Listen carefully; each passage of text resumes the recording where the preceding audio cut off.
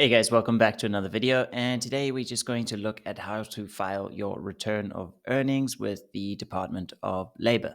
So basically, it's your return of earnings report. It's going to basically be a payment to the compensation fund and compensation commission. They deal with all sort of things like workplace injuries.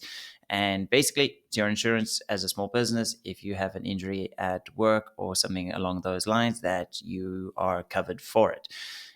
Basically, we're going to go through the process. I'll show you how to do it. And then at the end of it, you'll be able to generate a letter of good standing. And this is imperative if you're applying for any tenders or government work or anything like that. You'll need this document. So let's jump right in.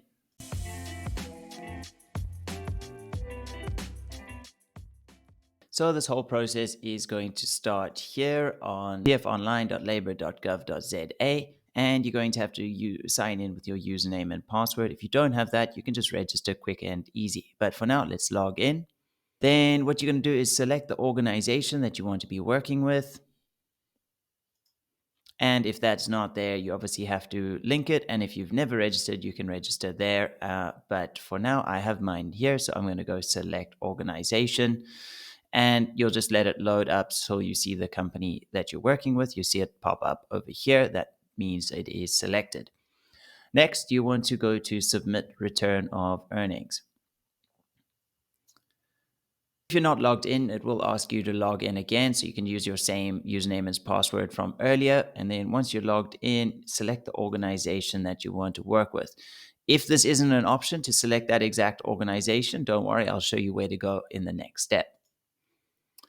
So if it didn't give you that option and you need to link an organization, you need to go to Return of Earnings menu and then select Add an Organization to my profile. This is where you'll be able to use the contract account number to get the organization details and then apply for access. Then you'll get an email, which you have to select accept on that email, and then it'll approve. So you can see in the past, I've got two applications that are submitted as complete. That'll give you that option to switch between different companies. If not, it'll just try file it for the same company each time. So moving forward, we want to actually submit a return of earnings.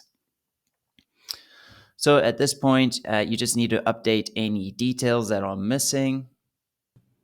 All right, so once you've updated all the details and you're happy with everything, make sure to check this little box up here and then click on Save Details, Confirm. From here, this is where it's going to ask for your return of earnings details. If it is the financial year ending 2023, I believe is the 2022 assessment year. It's not yet processed. And then I'm going to go ahead and fill in all of these details. So once number of employees, number of directors, employee earnings, director's earnings for 2022, and then a provisional assessment for employee earnings and director earnings. And I just use the last 1 month of payroll and then times that by 12 to get my provisional assessment, and the final assessment I just get from whatever accounting system you're using. So popping in the details. All right, so once you've got all of the details populated, make sure to check that I've accepted the terms and conditions and select Submit Return of Earnings.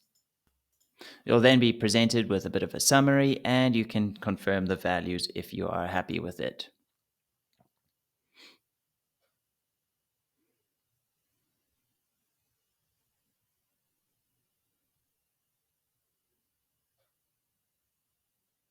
So from here, you can see that they've invoiced you for an amount, which you can pay right away. Here's the bank details.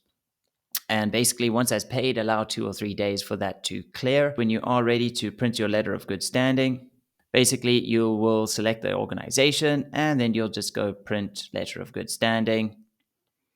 Make sure the details are correct and then proceed, and then you'll generate it.